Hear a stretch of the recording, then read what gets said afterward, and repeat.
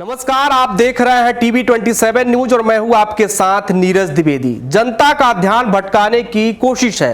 विपक्षी सीएम को हटाने का एक और तरीका, 240 सांसदों वाली बीजेपी बदल रही संविधान। इन तमाम आरोपों के बीच गृह मंत्री अमित शाह ने बुधवार को संसद में 130वां संविधान संशोधन विधेयक पेश कर दिया है। यह एक अहम विधेयक है जिसके तहत अगर पीएम, सीएम या कोई भी मंत्री गंभीर आपराधिक आरोपों में गिरफ्तार होता है तो उसे पद का त्याग करना होगा। तो क्या अब राजनेताओं पर आफत के बादल मंडराएंगे? किस किस पर यह लागू हो सकता है? आखिर इसके फायदे क्या हैं, जान लेते हैं। अभी तक केवल दोष सिद्ध होने पर जनप्रतिनिधियों को पद से हटाया जाता था, लेकिन इस विधेयक के पास होने के बाद अगर 30 दिन तक हिरासत में रहते हैं तो 31वें दिन उन्हें पद से खुद ही हटा हुआ मान लिया जाएगा। सवाल यह है कि किस किस पर लागू होगा यह कानून, जिसका जवाब है यह नया प्रस्तावित कानून केंद्र के प्रधानमंत्री और मंत्रियों के साथ साथ राज्यों के केंद्र शासित प्रदेशों के मुख्यमंत्री और मंत्रियों पर भी लागू होगा।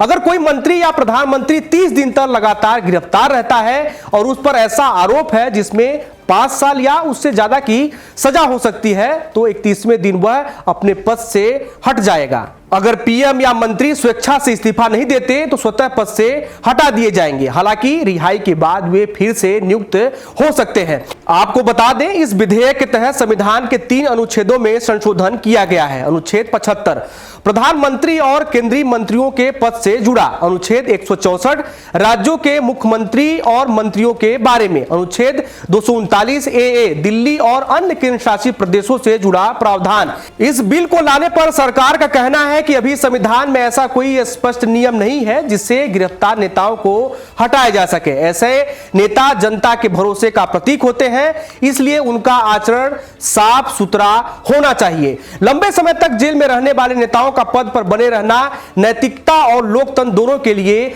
गलत है। तो वहीं विपक्ष से सरकार का विपक्ष के सीएम और नेताओं पर दबाव बनाने का जरिया बता रहा है। अब जान लेते हैं इससे होगा क्या। तो इससे किसी भी अपराध में फंसे लोग सरकार में बने नहीं रह पाएंगे। सरकार और लोकतंत्र में पारदर्शिता बढ़ेगी।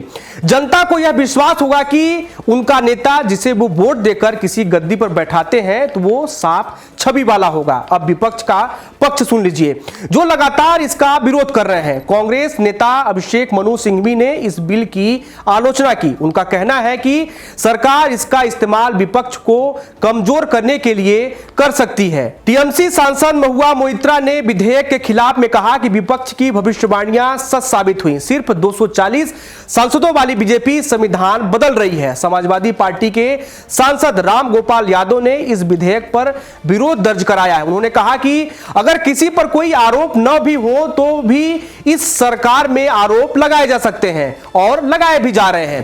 कांग्रेस सांसद गौरव गंगोई ने विधेयक को लेकर कहा कि गृह मंत्री अमित शाह यह विधेयक राहुल गांधी की धमाकेदार वोट अधिकार यात्रा से जनता का ध्यान हटाने की एक हताश कोशिश के अलावा और कुछ भी नहीं है। इस खबर में फिलहाल इतना ही। देश दुनिया और अपने आसपास की तमाम खबरों के लिए देखते रहिए टीवी 27 न्यूज। नमस्कार।